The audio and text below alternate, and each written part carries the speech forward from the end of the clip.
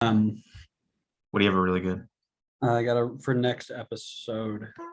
I've got a really good hype trainer dumpster fire. I'm gonna really enjoy it. But All for right. this episode, like that, that's how we start this off. For this episode, we're gonna go through just a few highlights of the past week. What's up, everybody? Welcome back to another episode of the Designated Players Podcast.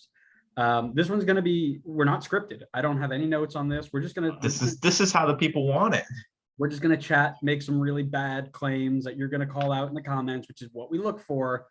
So that gets engagements up. Yeah. Can you pick out the new joke / meme on the board? Yeah, the qualified banner. Qualified banner. We pull it early. It doesn't matter. We nearly blow it on an away loss to Costa Rica. Doesn't matter. We're in. We qualified. And because of that, we enter the World Cup draw on Friday. We know what our group is. We're going to talk about it. CONCACAF Champions League are still off to a very slow start. I believe there was a stat that the Supporters Shield winning New England Revs and the MLS Cup winning New York City FC are combined. They have two wins. They are each 1-3-1 through 5 matches, lost 2 straight, and are struggling both in front of goal and keeping goals out. So we'll talk about that. We'll talk about which teams are most likely to turn around and which teams are in trouble. And finally, something that I didn't bring up earlier. Inter Miami have started off, and I haven't fact-checked this yet, but it feels as if it has started off worse than Prime FCC. It's got to be up there. And attacking. I think they've got like a -12 goal differential right now. They've got a -10 at the moment. See, the thing is though, FCC. Not to jump in. We'll jump into it later on, but FCC, I feel like always starts the season like pretty okay, and then just completely collapse. So they've definitely started worse than probably every FCC team. I would agree.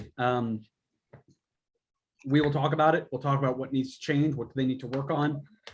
We'll get into it. We'll dive into it. But before we do all of that, Scarf of the Week time, baby. What you got? I broke out the classic, the OG from all of season 1. My first ever scarf, Atlanta United. Awesome. I broke out a nice little whoop. And you broke it out upside down. Nice. I always do. New York Red Bulls, after the clinical win that we had against the New England Revolution away last week. Or sorry, last night. That'll be a topic of conversation on Wednesday's episode for sure. But to celebrate, we keep going. Yeah, both our teams scored in the 90th minute to win it. It's a good week for us. Yeah. And we're sitting 2-3 in the Eastern Conference right now. Yeah, we are having. Wait, who's 2? You're 2. Oh, you're right. I'm 2. Standings, baby. Standings. You're up on goal difference. Relax. Standings. If the season ended right now, standings. What? I'd be fine with the season ending right now. I would get my Supporter Shield pick right. Oh no, just kidding. I would not. No. It'd be LAFC. I would. I'd get my pick right. Let's end the season right now. I agree. I don't think you picked Atlanta, I think. No, I picked LAFC for memes. What? We'll dive back into it at the end. All right, yeah. Anyway, we're sidetracked already. Let's go. All right, let's talk USMNT World Cup. Side note, I need that qualified scarf that they were holding up. Have you seen that? No. Google it while we talk about this. It is the most beautiful scarf I've ever seen. I'm trying to find out who can sell it. I found one that came from Roughnecks. It's $35, but I think I might bite the bullet and do it. USA has been drawn into Group B with Iran, either Ukraine, Scotland, or Wales, and Pangolin. This was the draw that everybody was waiting for. And really, I think that we are overly excited to draw England. I think we are overlooking Iran, and that the three teams in here are all beatable, but we have to show up and play. Give me your initial thoughts when the draw came out. Yeah, my initial thoughts were this group arguably could be the group of death. I think that will depend on who comes out of the European qualifier or the European playoff. But this group is going to be so fun and entertaining. I mean, as long as we don't get smacked every single game. But I mean, these are such exciting matchups. I mean, potentially you're going up against Gareth Bale and Wales, which would be super exciting. You're going to go play England, which that matchup, you couldn't have asked for a better matchup. That's always going to be super exciting because of how, similar the US and England are, culturally and how much they, at the same time as they're similar, they're so like pitted against each other. And really, this is just a battle to see if it's called soccer or football. That's really what it is. And I can't wait for us to smack them again because that's what we always do, undefeated. Yeah, but I think honestly the game I'm most worried about is probably against Iran because I think we're going to sleep on them way too much. I am super excited because USA versus England is taking place the day after Thanksgiving. No football, no college anything. Everybody's going to have the day off from work. It very well has the possibility to be the single most watched US soccer game in history. The bad side about that is if we lose, yeah, that's not gonna look good. Euro snobism goes to the moon. Through the roof. Yep. So we've got a really big, because here's what's going to happen. We're going to start Miles Robinson and Walker Zimmerman. They'll make one mistake and Euro snobs will be like, well, if you pick John Brooks and Cameron Carter-Vickers, you would have been more successful because they play in Europe. But on our side, if at the end of the day, Walker Zimmerman empties his pockets and finds bum Harry Kane next to his keys, phone, and wallet, then we're going to be living right here on the moon next to FCC. So there's a lot riding on that. And the issue, dare I say that there is such an important game, not just for the group and for the World Cup, but for US soccer as a whole to take a massive step forward in just the soccer football pyramid in general, right? And we have had this conversation before, but that game, I think, has the ability to turn around a lot of, I'm going to use Euro snobs for lack of a better term, but I think doubters is a good word too. A lot of people who sleep on the US because all the European teams are European teams, I think that they have a really good chance that if we get out of this group, top the group, beat England, beat Wales if they get in there, right? I think there's a real good shot that we can go ahead and change the narrative about what US soccer is. Yeah, and you know what's the great thing, not to get like too far ahead, but the great thing about being a group B, if we do get out, group A is very beatable. Almost every single team in that group, I'd say the one I wouldn't want to face the most is Senegal, but otherwise that's a beatable group in group A. So if we get out, we have a shot at going to the quarterfinals. It's not like you're coming out going against Belgium again or like France or Germany or whatever. Like, it's a winnable game. So getting out of this group, it's going to be tough. But if you do it, there's a light to the quarterfinals at least. Absolutely. And we are going to do a whole series on we'll be on top of the World Cup groups, each individual team, super deep dive, right? That being said, it will be when it'll be a long time before we really dive into it, right? But yeah, just on a glance, you've got a few players here. Actually, you've got a lot of players who are still playing at relatively high levels. this isn't a team like, oh gosh, I'm going to get slandered in the comments for whatever I'm about to say.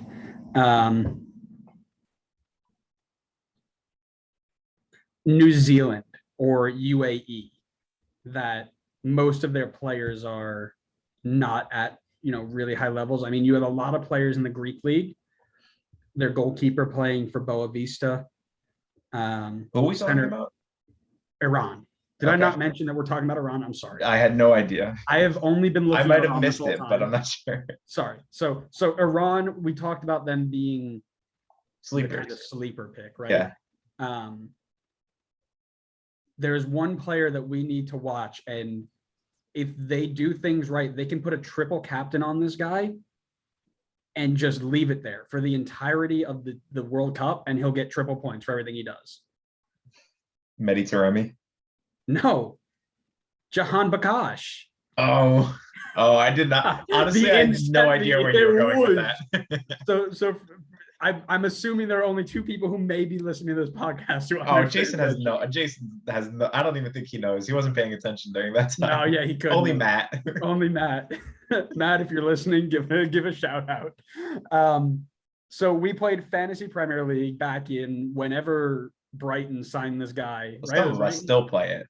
Some of us still play it. I do not. No, you don't.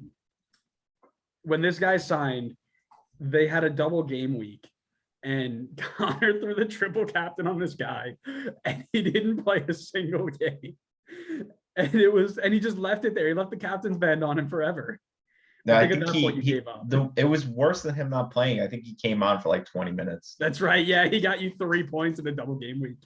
That's surprisingly enough, that's not my worst triple captain. I triple captained Zlatan one. I remember one you got a red card. And he got a red card. I got like -6 or something like that. It was great. It was awesome.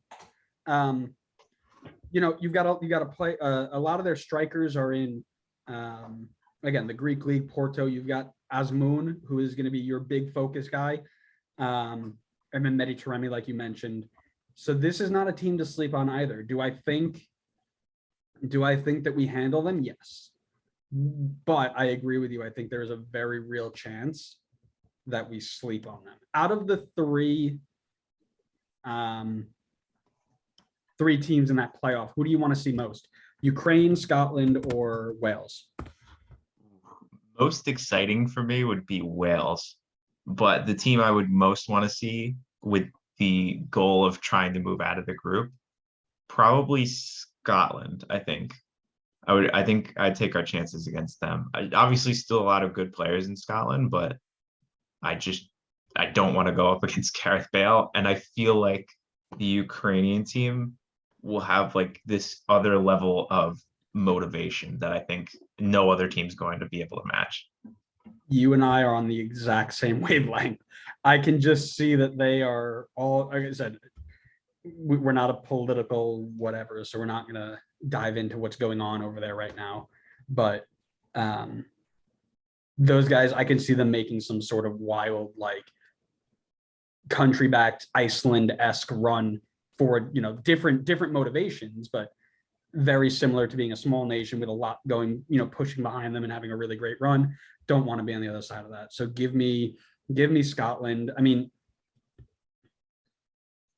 Scotland is something else, man. I almost am thinking got good players on their team, but for some reason, I don't think it's weird. I think that on paper they're more talented than Wales, but for some reason Wales just clicks better together. That's like, I don't even know if that makes sense, but that's just kind of the way that I see those two teams. It's like Scotland's got a lot. They got Robertson, they got McTominay, Billy Gilmore. Who? Billy Gilmore, of course. Who? The Scottish Messi. Are we not talking about Nathan Patterson, the 18-year-old right back or 21-year-old right back that Everton just signed? Sure. He's gonna be really good in the championship. It's gonna be great in the championship. I think it'd be really cool if like Lewis Morgan or Ryan Gall got a shot too. I don't think they'd get in, but it'd be really cool to see it. The reason I'd like to see Wales, I think, is a lot of their strength is in defense. And as you move forward, obviously you have Gareth Bale at, 32, he'll be maybe 33 at that point. Still a great player, right? But you're really not surrounding him with much in terms of attackers. The only striker that they brought in to whatever their last kind of World Cup qualifier, whatever, according to Transfer Market, was Mark Harris, a 23-year-old who plays for Cardiff. They started. I don't think that's their normal guy though. They have I forget his first name, but it's Kiefer Moore. Kiefer Moore, I think is. I do remember Kiefer Moore. Yes. Yeah, you're right. Again, we're going to dive way deeper into. Yeah, we'll get into it. Like this is, as we said, not scripted. We are just going straight off of what we feel and what we think.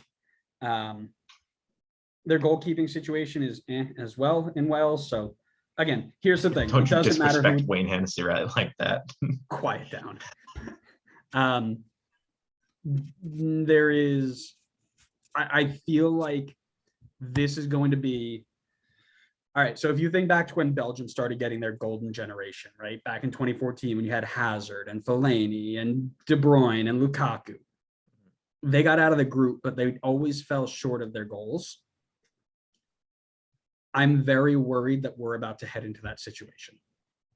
Well, all right, go ahead. Sorry, I interrupted. Where our goal right now is to get out of the group, right?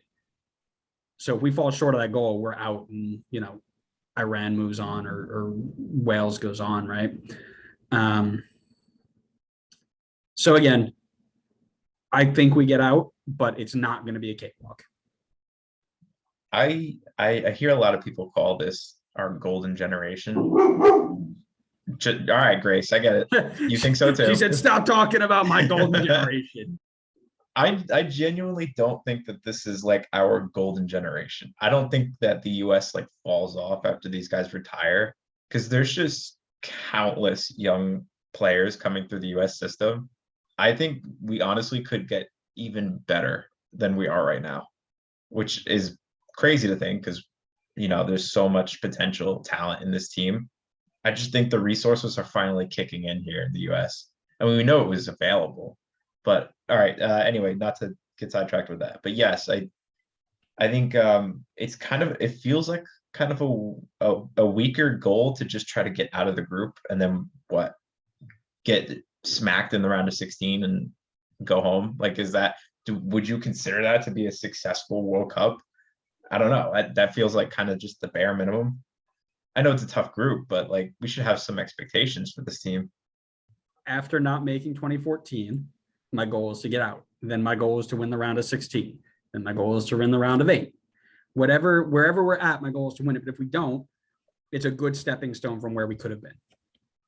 I think if this team does not get out of the group, Greg loses his job. I would 100% agree. We got on the plane, but there's no excuses not to get out. Barely got on the plane. Real quick before we move on to back to MLS talk. 2 and possibly 3 other CONCACAF teams are in. Canada is in Group F with Belgium, Morocco, Croatia. Mexico is in with Argentina, Saudi Arabia, and Poland. Costa Rica, if they beat New Zealand, is in with Spain, Germany, and Japan.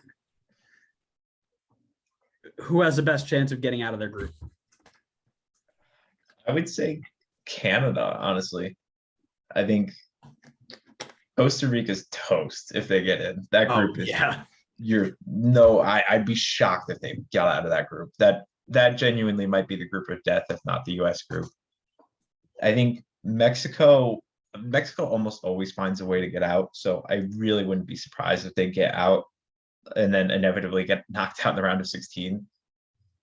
I think they're going to have to get by Poland. They'll have to get the better of Poland and then they can get out. But I don't see them topping Argentina. And then Canada has Morocco and Croatia, both of which I think Canada could deal with. And then I think you said Belgium was the other one. It's potentially winnable. I doubt it, though. I think Belgium should be able to handle them. So, yeah, I think Canada could definitely get out of that group. I think they got to get the better of Croatia, but I think they can handle Morocco, to be honest.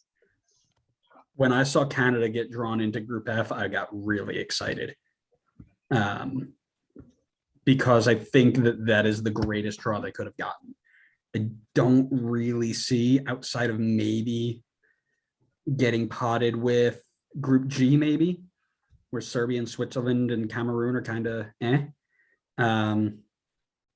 I really think that's a great draw for them. A lot of people are just saying Croatia because of what they did in 2018. People are going to sleep on Canada this year. I had a buddy who actually told me that the only reason I think Canada was good is because they looked good against teams in CONCACAF. And I go, you clearly didn't watch because they looked a lot better than what you think.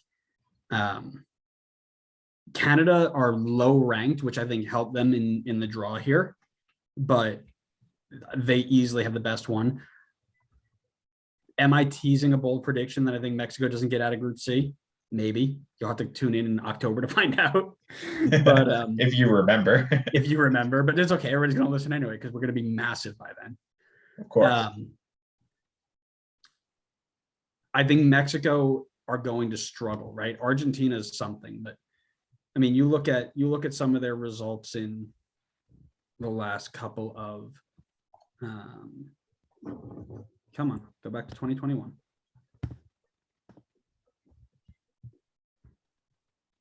They lost to Wales. They tied Honduras at home.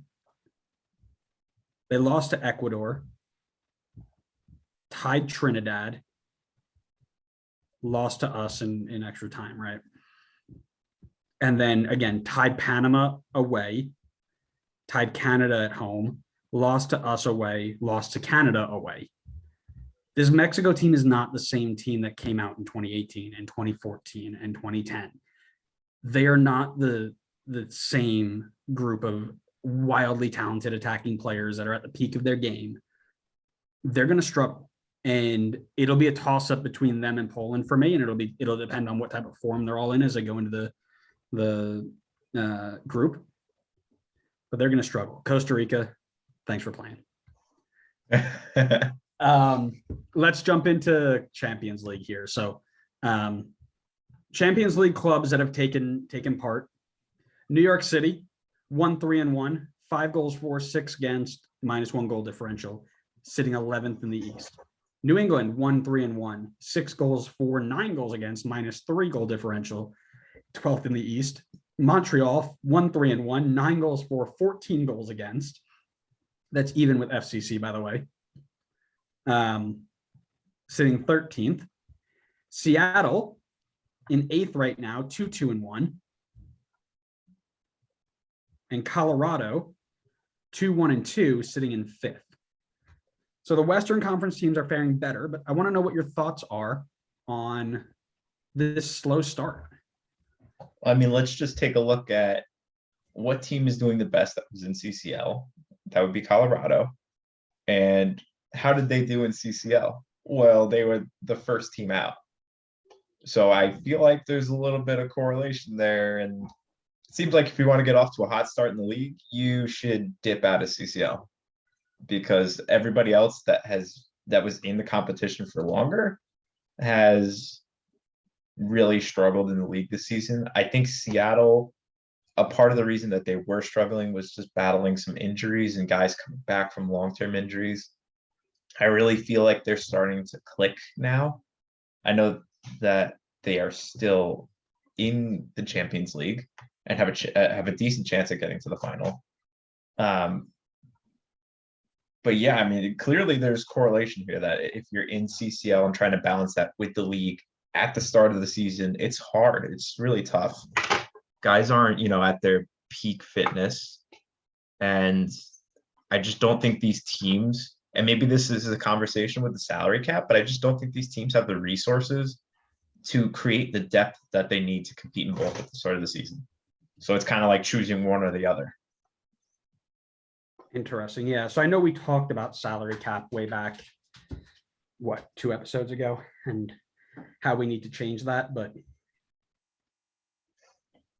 I'm not going to dive too far into it. If you want, you can go listen to our clip or whatever. But obviously, we need more money. I think you had mentioned earlier about Colorado being the first team out, having the best results afterwards, right? So it obviously tracks. Montreal's been out. New England's been out. NYC and Seattle, the only ones left. But Montreal and New England have not turned it around since they got out. What's going on? They've only had like 2 games since they got out. Sure, but there have been a lot of time in between there to recover and deal with that, right? Because you had the international break and all that good stuff. Yeah, but I think New England has been battling some rotation in their team through like injuries. I think against Red Bull, they didn't start either of their designated player strikers. And I know they were rotating center backs at one point. I don't remember who they played against. Charlotte. That's actually the only reason they did that is because they didn't want to hear the narrative of Aaron Long pocketing 2 designated player Argentinian and Polish strikers, because then they'd have actual proof to put him on the plane to Qatar. And we just didn't need that negativity for the Euro snobs, you know? Yeah, I think New England will turn it around. I just don't think the Montreal team is very good to begin with, but they did just get a win the last game, and they got a draw the game before that. Had they not had a complete meltdown and Breza didn't have stone hands, they would be on 4 points since getting knocked out of the Champions League. So I think Montreal has begun to recover, and I think hopefully they can figure out their defense, because it's a nightmare. But I do think there is correlation between getting knocked out and your results starting to improve. Which team, and I'll answer this first, right? Which team do we think has the worst shot to turn this around? And I've already kind of shared this, but New York City are giving very, very large TFC vibes. And it's not because they're not creating. Like I said, they just look all sorts of confused. Little spoiler for Wednesday's episode, but we're going to talk a lot about that center midfield pair, and one of them specifically just not being up to the task. There's a ton of attacking creativity that I think Ronnie Dylan needs to sort out. But Tati Castellanos was about to go sell for 15 mil. They thought he was worth more than that. And now he can't score unless he's playing against a 6th place Costa Rican or Guatemalan side. That's not good. And that's exactly what happened with TFC back in 2018. And he might get off the mark. He might go and maybe get himself a penalty to get himself off the mark and get himself moving again. But they're losing close games, right? 5 goals for, 6 goals against. 4 of those 5 goals were in one game against Montreal, weren't they? So you've got a stagnant attack. And I really don't think that you can blame rotation, because they played the same guys in every game.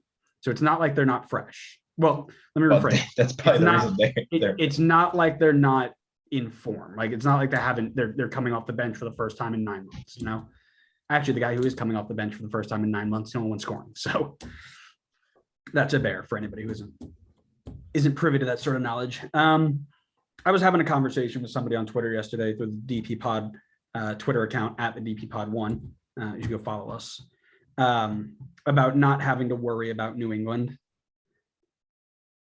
I still stand by that. I think New England's in a good enough spot where they will figure it out. Their attacking 3 is good. Leget's a good addition. He noted Tommy Mack not being up to the level. I think that's hella disrespectful to the GOAT. But again, him, and he noted Andrew Farrell, which I think is also a little out of hand. He's been one of their better defenders as of 2015. And then I noted Omar Gonzalez, obviously, but there's this thing called a mid-season transfer window. And that's usually where teams like this will make their moves to fix what they have to fix. So I'm not worried about New England so much. Montreal, I'm a little worried about. There's a Montreal fan that we interact with as well, Patrick, who very well may be joining us on the pod here very soon, noting that there is a very large gap between the players that they have and the system that they play. And there's a little bit of a reluctance from head coach Wilfred Nancy to change his system. That is where teams fail. I've seen it before in a man named Chris Manchester United GOAT Armas. And Yeah, it's definitely worrisome, and he's going to need to either change quick or they're going to need to make decisions quick on whether he's got to stick around or not. Colorado, I don't know, man. What's up with Colorado? They're just weird, man. I'm going to come back to Colorado because I don't have a lot to say. Seattle, injuries, right? Playing without Rui Diaz for a long time, playing without Ladero for a long time. Still good going up top, but we talked about how good that attacking front five was going to be. It's been an attacking front four up to this point. So you saw them perform pretty well against Minnesota. I think João Paulo is finally hitting his stride with that wonder goal that he nabbed on last night. They will be okay. Colorado, again, not a lot of movement, and I think they're going to pay for it once teams start.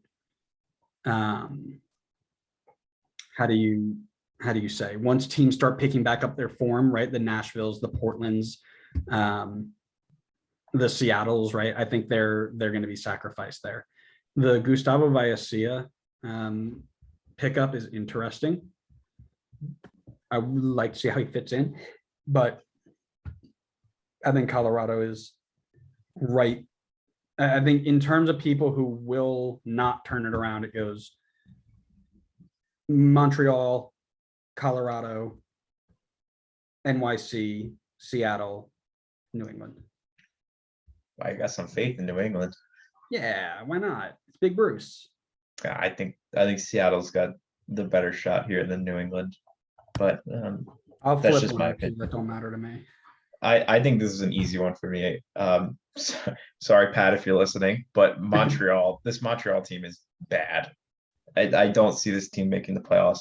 Could you imagine this team doesn't have Jordy? I mean, this team's Inter Miami. They're Inter Miami bad without Jordy.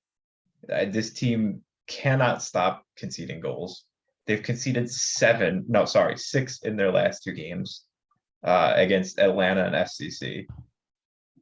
And I just feel like their entire attack is revolving around Jordy at the moment. And if you take him out, whether that's by injury or they sell him, I don't know what this team is going to do or what this team is going to look like, but it's not going to be pretty. I love me some Kai Kamara, but honestly, with the way MLS is moving, I'm shocked that he's their go-to striker at the moment.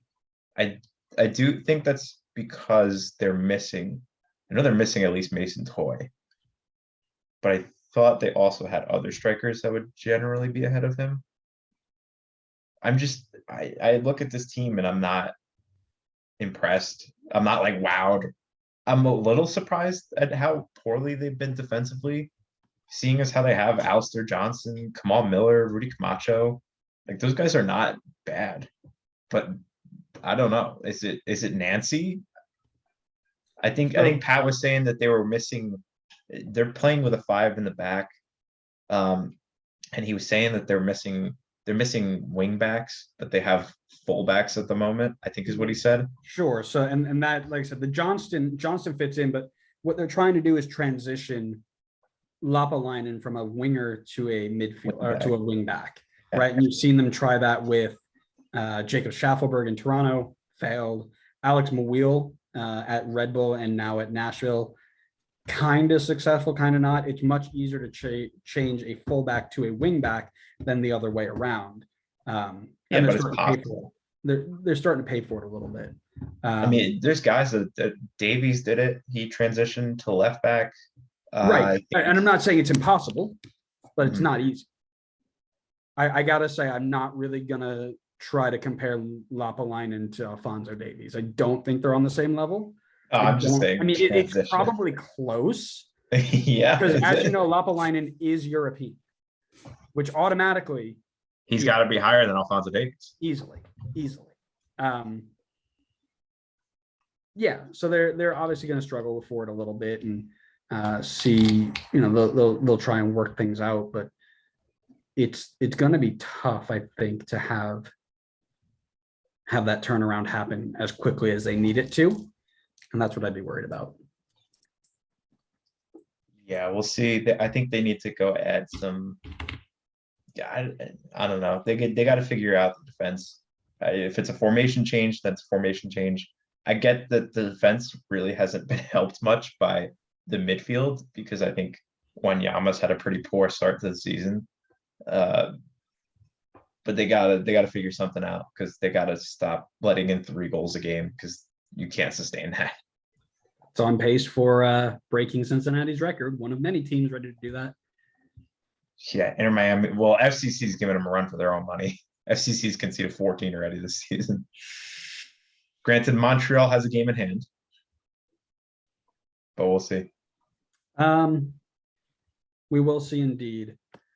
One thing we really need to see is what in the heck is going on with Inter Miami. As we mentioned earlier, they are bottom of the East. They're in the lead for the wooden spoon. Well in the lead for the wooden spoon. Well in the lead with 1 point. That is half of the amount of points that our good friend San Jose have. 0 wins, 4 losses, and a tie. 3 goals scored, 13 goals against, -10 differential. Higuain scored 1 of their 3 from a penalty yesterday. He scored a penalty against Cincinnati. They scored 1 from open play against Austin. And against Cincinnati, it was a pen. Yeah, it was they scored 1 goal from open play. They've scored 1 goal from open play, which is terrifying, considering that you're playing with Higuain and Leo Campagna up top. What in the world do they need to fix? Everything. I mean, this team. Let's stay away from the FCC answer of everybody's a dumpster fire, replace the team. Well, I mean, wildly enough, they've tried that this year. That's true. How's it work so far? I feel like they are following the exact mold of FCC, except 1, they cheated. 2, they spent more money than FCC on some more like high profile. They went the retirement league route basically. But otherwise, yeah, I feel like they were. To be honest, I don't want to say they were bad the first season, but they still made the play-in game. I mean, they weren't the worst team, obviously, but they've just consistently have gotten worse. And I genuinely think with the emergence of Brandon Vasquez this season that Inter Miami is destined for the wooden spoon. I mean, this team they were bad to begin with. We knew that. And then they got hit with all these penalties because they cheated. And we're still bad, by the way, which is hilarious. So this team is going to be awful. And I'm honestly not surprised because look at this team on paper. They're terrible. I know they tried to like redo everything and bring in all these players, but did they really bring in players that were that much better? I don't really feel like they did. So what you're saying is they probably should have gone and pulled players out of retirement. Yeah, well, I mean, we need more Ray Gaddis's. So here's what I've noticed. Over 5 games, they've played 3 different goalkeepers. And it looks like, hold on one sec. They've gone 3 different goalkeepers, 3 different formations. So they still don't have a firm idea of what they are, which is okay. They've literally redone their entire team. But compare it to a team like Charlotte that has literally put their squad together from day one. And every time they go out, you look at them and you're like, okay, I know what this team is. I know what they want to do. I have no idea what this team wants to do. They want to lose. DeAndre Yedlin, okay. They're back 3 of McVeigh, Lowe, and Quinteros on paper, okay. In reality, it's not okay. In reality, it's not there. They've got a middle 3. Their biggest killer right now, to me, is Mo Adams starting in midfield.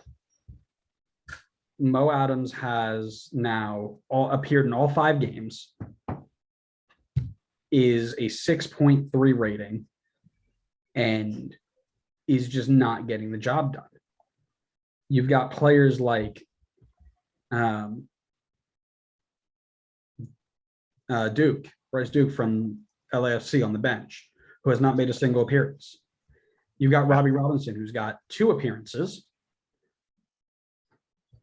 And I believe only one of them is a start. You're playing Noah Allen. And again, this is Noah Allen over Breck Shea.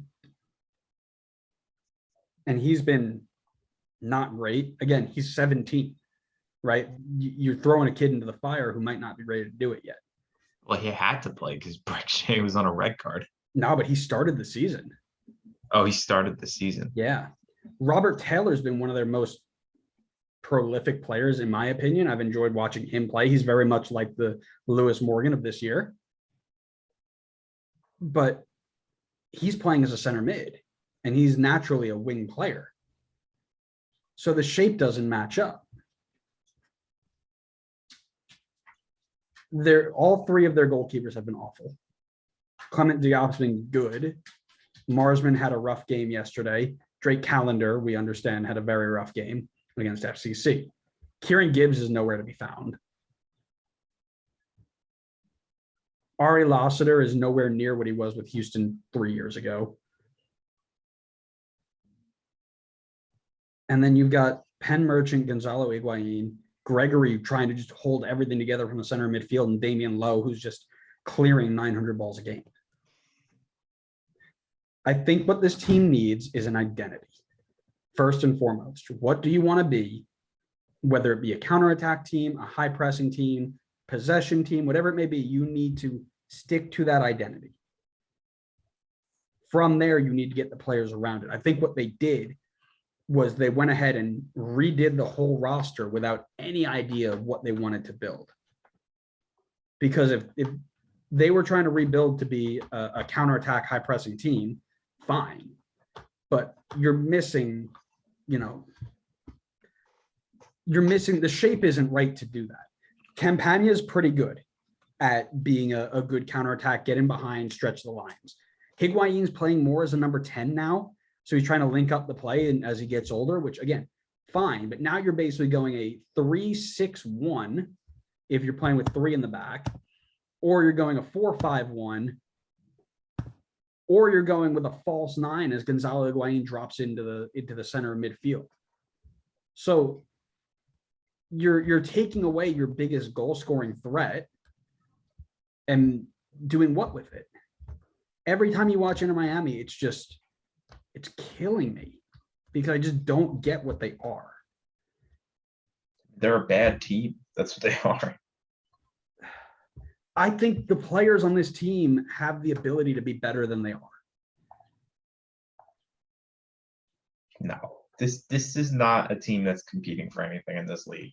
And you can't tell me otherwise. I mean, this team clicking as best as they can, maybe challenges for the playoffs at best. And I'm not saying they're world beaters, but what I'm saying is they are not minus 10 goal differential, 1 goal from open play, 13 goals against in 5 games. That's not what this team is. There's no shot. I think they absolutely are. No way.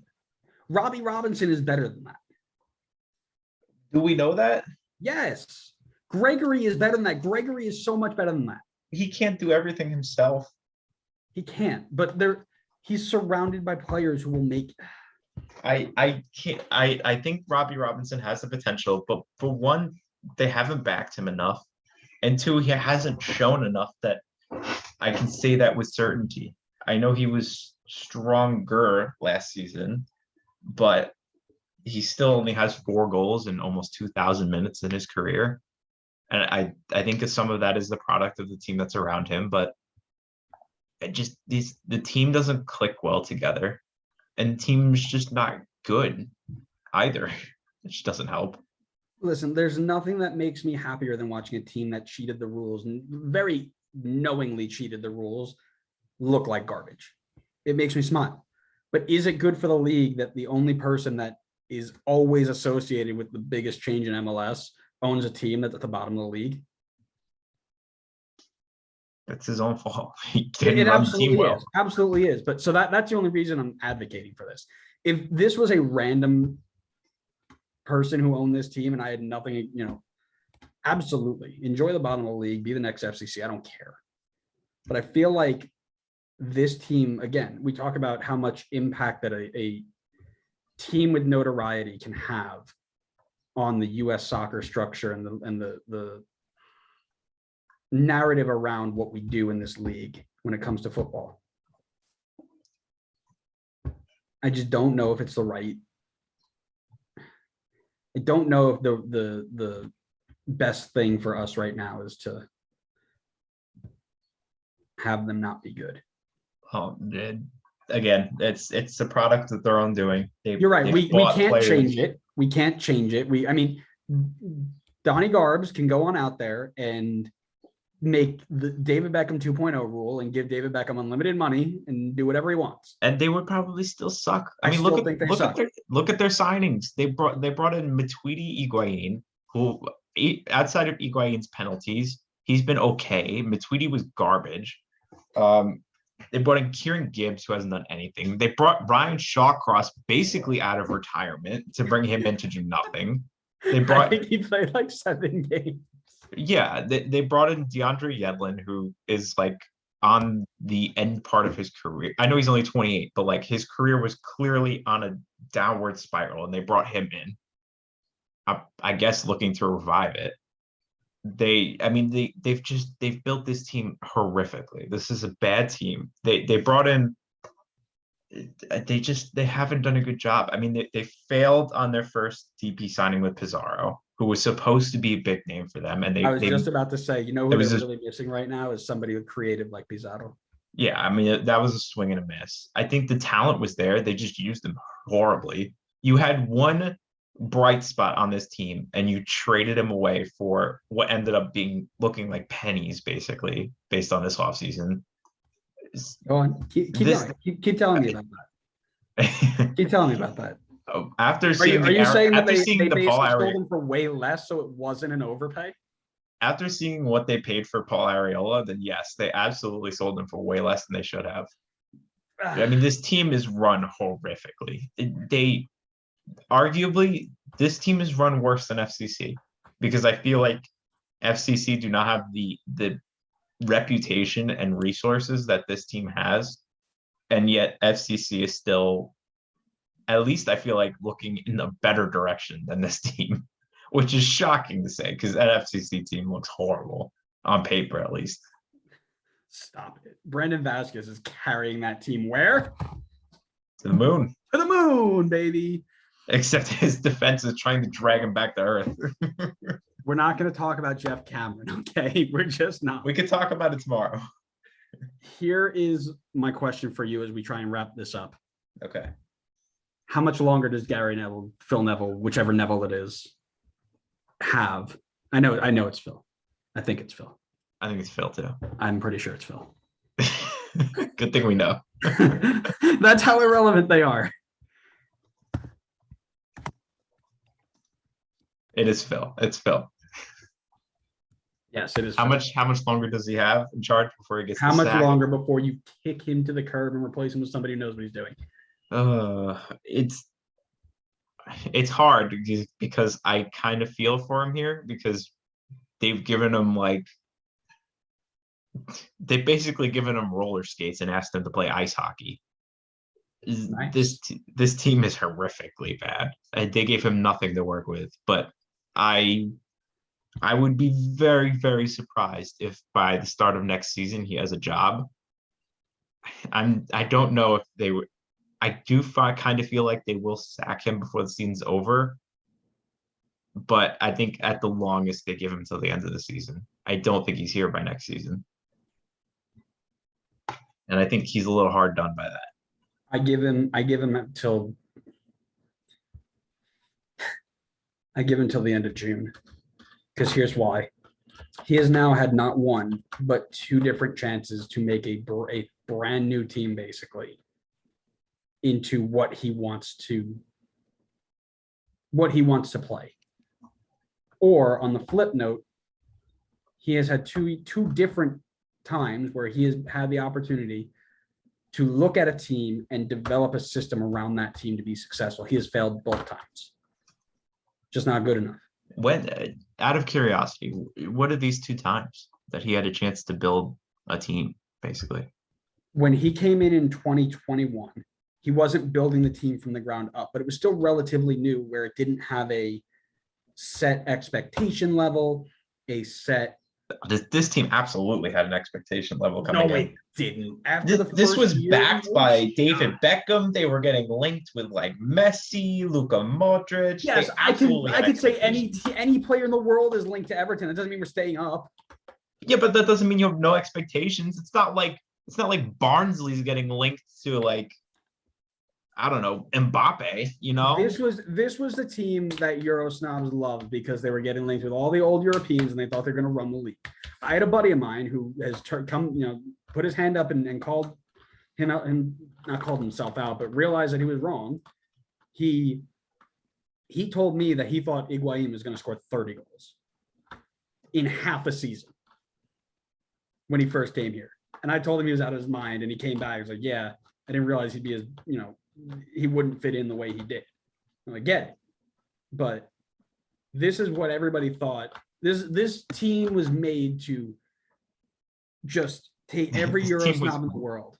It was made to defeat Euro snobism. No, it was made to fuel it.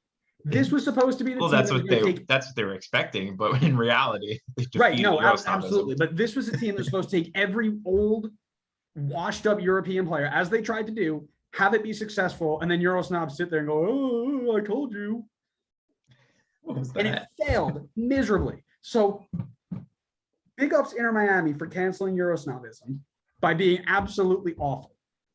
Now, to fix it, stop signing 32-year-old English players who don't know what to do. They can't. They can't. They're addicted. I don't know who's next, but it's somebody. Find an identity, build around the identity, get results. But you need to find out what your identity is first. I mean, the work rate of this team is so bad.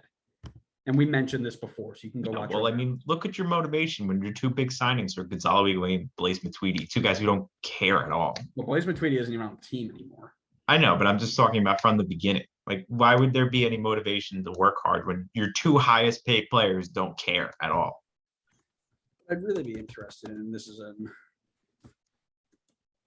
is an off-camera discussion, but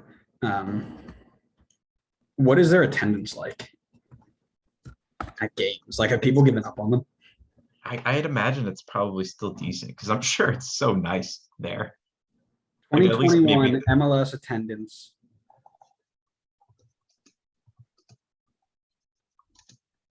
Here are both season and week 35 totals as of November 7th. I see them 14th on here. Yeah. 13,000 people on average total games. And we can dive into it a little bit later, but again, they got a real nice stadium. It's pretty, but when you don't feel like actually working, you're never going to get your results. So get a team that's willing to work for you, set an identity of what you're going to be, play to that identity, build your roster over the next year to fit that identity, call it a day. Yeah, this team, absolutely, their identity should have been go get the Thiago Almadas, go get these big name South American players, use that David Beckham draw, because I feel like that would get so many people to be invested in this team, especially in like that area. Like Miami, I think is pretty like there's a pretty like good South American influence on there, or like Central American. Like bring in these guys, I'm sure it would draw up so much buzz, and you could absolutely pull the big name South Americans with someone like David Beckham at the helm. I'm sure they know who that is, and if they don't, a quick Google search will figure it out. It worries me, and this is going back to last week's episode, it worries me that St. Louis is taking the European approach for the same reason that this Inter Miami team failed. But I think they're doing it a little bit different, but we could get into that at some point. Yeah, that's another episode completely. But anything else you want to add on this Inter Miami debacle? I could go on for hours on Inter Miami, I feel like. So very much I should just cut it off there.